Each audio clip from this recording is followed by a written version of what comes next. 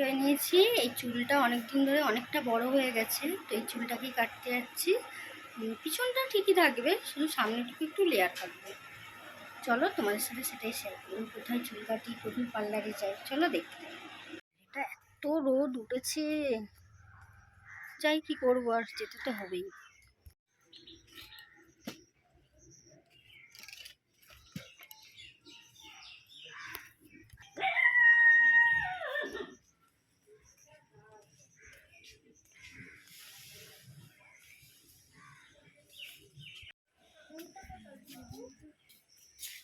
ওইখানে মনে প্রচুর ওষুধ ভর্তি।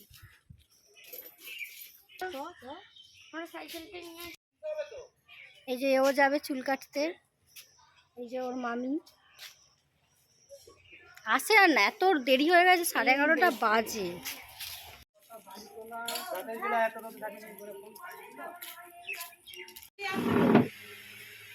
এই যে ম্যাডাম, এনার কাছে এসেছি।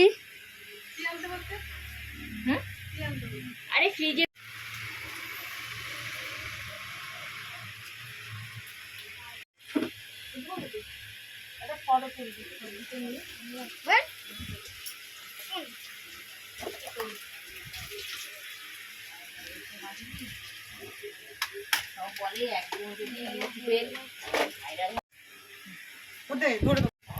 এই দেখো চুলটা আমি কেটে ফেলেছি, এটা লেজার কাট। আমি তো তোমাদেরকে বললাম যে আমি লেয়ার কাট কাটতে যাচ্ছি, তো রুমাদি আমাকে বললো যে লেয়ার কাট তো কাটিস, আর একটু লেজার কাট কাট, এটা বেশ ভালো লাগবে তোকে। আমি বললাম যে লেজার কাট আবার কীরকম, আমি তো সেটা কোনোদিনও কাটিনি।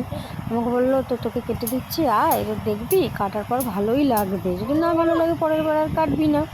ভাবলাম তাহলে ঠিক আছে কেটে দাও। তো তারপরে দুপুরবেলা এসে খাওয়া দাওয়া করে শুয়ে পড়েছিলাম। তো এখন বিকাল 4:30-5টা বাজে। তো ছেলেরা তো সেরকমভাবে বিল কাটতে পারছে না, ছেলেরা কাজে ব্যস্ত আছে, তাই আমরাই মেয়েরা কয়েকজন মিলে আমরা রাস্তাটাতে চাঁদা কাটছি। এই বুধবার দিন পুজো আছে আমাদের এখানে, 3 দিন ধরে পুজো হবে।